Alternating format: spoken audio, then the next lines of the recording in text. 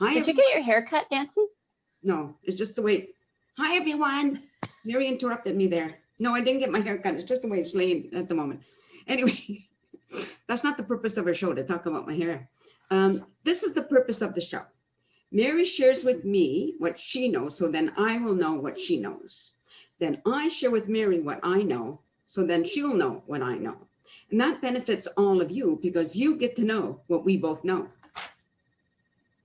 How's that sound, Mary? That's the show for today. Bye.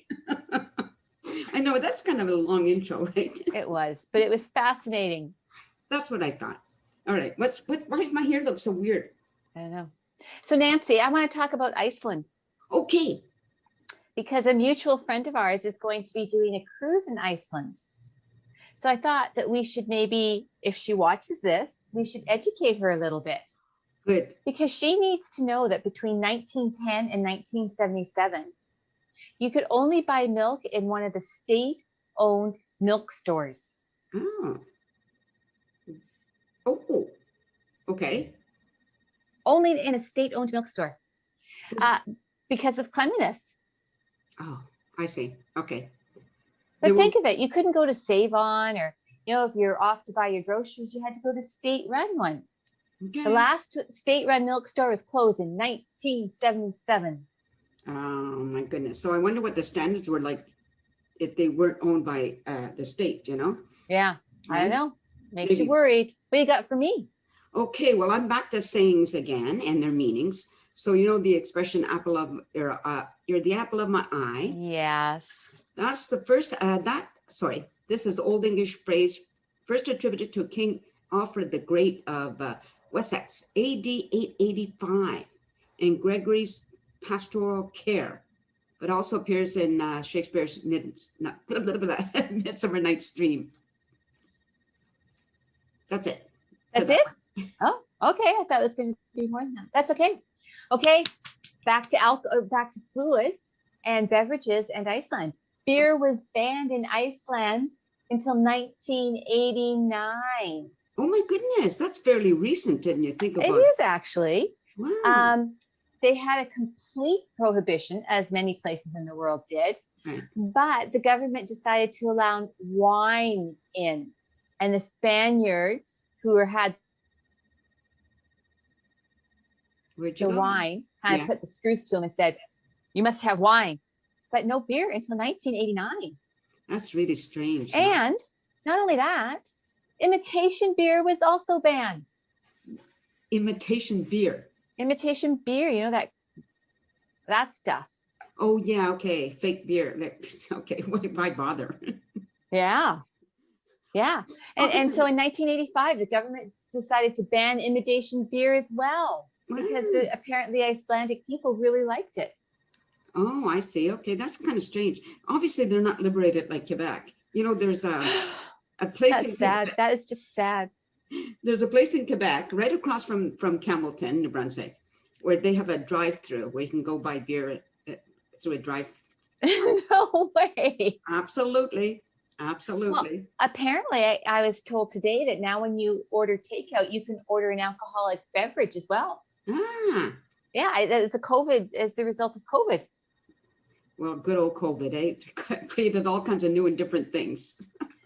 But Nancy, in Iceland, yes, you can't order in food and have your now legal beer, because on Thursdays and for the whole month of July, there was no TV. There's no what? There was no TV. Oh, the poor things. Why do you keep cutting out, Mary? Up until 1986, there was only one TV station. I know. And I guess they just didn't broadcast on Thursdays and for the month of July. Unbelievable. I know. Wow. And so it's decided to broadcast in July in 1987. They're really behind. And in 1988, they started broadcasting on Thursdays as well. It doesn't seem that long ago, does it? No, it doesn't seem that long ago. So here's the conversation. What are we going to do tonight? It's Thursday. And everybody looks panicked because there's no TV. Or the kids would be like, Mama, July's coming, no TV. That's my Icelandic accent, by the way. And Did- like there, you couldn't watch anything. I wonder if 9 months later, a lot of babies were born, maybe. Maybe. Or if the library was out of books. Or that too, yeah. Hey, speaking of food, Yeah. you know that expression chow down? Oh, yeah, yeah. Well, that was first used by the US military during World War II. Chow, as you know, is a Chinese dog, a breed of dog that became, Nancy, does everybody know what chow down means? well, hold on. Western slang term for food due to China's reputation for eating dog meat. Oh, dear. That's what it was referring to. So when I was in Vietnam, Yes. was it Vietnam? It was Vietnam. I went to a market and they had cooked dogs at the market. They did, eh? Yeah, and I might be wrong about this, but my understanding is they actually raise dogs to turn them into meat. You know, personally, like I if we're going to raise sheep to eat and cows, like I don't understand why there's a big difference. In my, Yeah. you know, that's just my opinion, right? If animals are, I like to see all animals that we're going to eat. I like to see them treated well. Yes. Would be my whole concern. But we know everywhere around the world that that's not always the case. Nope. Including here. Yeah. You know, so I have no problem with that. People eating, you know, dogs being raised for food. Now I know some people are it's gonna bother them, but hopefully they'll make a comment and I'll be able to read it next time. So two things. Yeah. First of all, if you come over to my house and Iggy's not around and it's supper time, just be a little worried. And when I was in Ecuador, we went to visit this woman who raised guinea pigs. And guinea pigs are a delicacy. And so I had our translator tell her that in Canada, guinea pigs were pets, and she thought we were nuts. Yeah, right. So to each their own. To each their own. You know, I think like if you're hungry enough, if you're, you know, if you're somewhere where you're going to catch your own animals because you're out somewhere, whatever, people will eat rats, they'll eat squirrel, whatever. Food is food. Food. When you're hungry, you're going to eat whatever, Yep. right?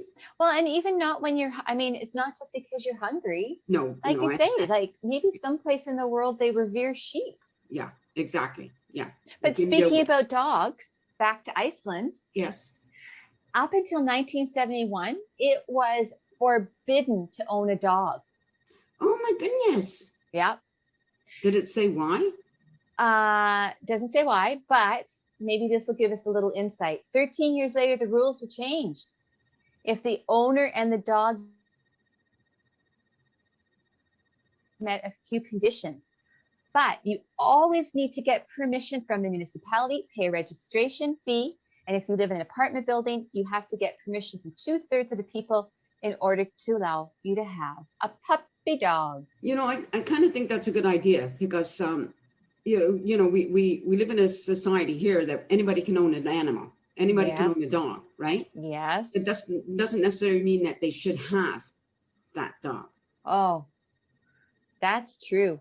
And a friend of ours put out a post about, oh, renters should be allowed to have dogs and cats. And I responded saying, only if the owners are of sound mind, because I have seen and smelt what dogs mostly and cats have done to apartments. Yeah. Because they're not kept clean, they're inside all the time, they're not walked. Yeah. They've peed in the hallway because it's been too late for them to get out. So it's not the dog, it's the problem. Yeah. It's the owner. Absolutely. What else you got for me, Nancy? Okay. The expression "a sight for sore eyes." That's from Jonathan Swift, author of Gulliver's Travels. Okay. First used this phrase in a complete collection of genteel and ingenuous conversation. 1738 with the line, "The sight of you is good for sore eyes." Aw, and that's how I feel about you, Nancy. You are a sight for sore eyes. Thank you. Even if my hair looks weird, what the heck? What do you have next? So let's talk about Iceland again. Okay. You ready? I'm Okay. ready. So Iceland is not a big place. Don't have a lot of people. And if you count all the Icelandic people that have lived in the settlement of Iceland since the 19th century, it does not even reach 1 million people. Oh, They have more tourists than they have ever had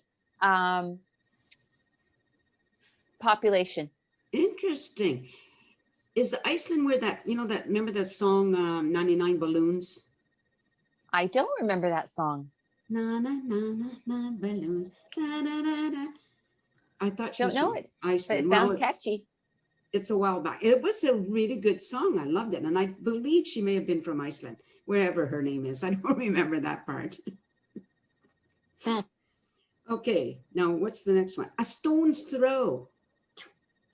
This term for a short distance of variation of a stone's cast, first used in early editions of the Bible, but it fell out of use. Writer John, oh, I hate names that I can't pronounce. John whatever, revived it in the history of John Bull in 1712. John Arbuthnot. Oh, him. Probably not even pronounced that way, but Anyway, back to Iceland. Oh, would you like to go back to Iceland? Let's go back to Iceland. I can't go back. I've never even been there. So they still like to have, I know, on the bucket list. They still have intermissions during movies. Oh my goodness. Wow. Wow. And I'm not sure how I feel about that, because in one respect, I kind of like it because then everybody can get up and do their business and get more snacks. You're not walking over people. Yeah. But on the other hand, like when you're really intense in a movie, do you want it to stop? Yeah, exactly. You want it just to keep going, right? So 2 films at the movie theater that had intermissions that I remember was Fiddler on the Roof, because it was fairly long, and Gone with the Wind. Oh, and that was intermissions. Yeah. Sorry, already. I just want to say that. Sorry, Mary's camera, whatever, freezes every once in a while. So No, your camera freezes. no, it's not me. No, it's not me. It's not us. Yeah, it's your eyes. There you Because go. they're sore, and we are a sight for those sore eyes. How are you going to finish this off, Nancy? Okay, I have one more. That's absence makes the heart grow fonder. This sweet saying came from the Roman poet Sextus Propertius. Oh, geez.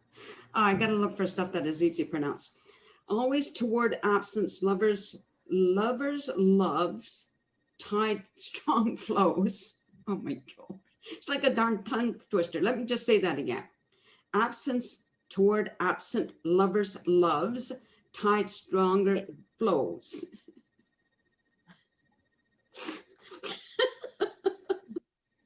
Okay.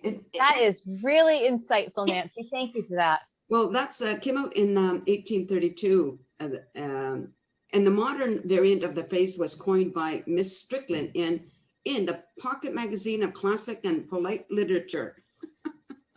There you go. Hey, Nancy, next time, can you find out where the saying "when pigs fly" comes from? Oh, gosh, I almost printed that out today. Oh. Because there's a whole, when you look up sayings and you do one that's all about pigs or all about animals or all about food or whatever. And I saw that, but I thought, nah, I just ignored it. So, okay. Okay, next time. Well, I'll try to remember. Okay. Next time. Okay. Okay, everybody, speaking of next time, I'm just feeling a little bit ridiculous today. Hey, Nancy. What? Just before we go next time, I have to just tell you something that kind of blends into that from Iceland. Okay. When Icelanders meet after a party, so you've been at a party at somebody's house, you say, I can't say it in their language, Right. but you thank them for the last time. For the what? So if you'd have me over for supper, the next time I see you, I say, Nancy, thank you for last time. Oh, I see. Oh, I see. I think that's kind of nice. Yeah, it was interesting. I watch a lot of, I watch Netflix, and lately I've been watching a lot of Turkish shows, a series. And one of the things they do when somebody's leaving, they throw, not on them, but they throw some water to wish them happy travels or whatever like that. Aw. Yeah, I know. I mean, I'm glad they don't throw it at them. That would be pretty bad. Thanks, Nancy. High five. Wrong hand always. Okay, there we go. All right. Bye. Thanks, everyone. I hope you find this interesting, if not ridiculous, but that's what happens, all right, when we get together. Later, people. Bye. Bye.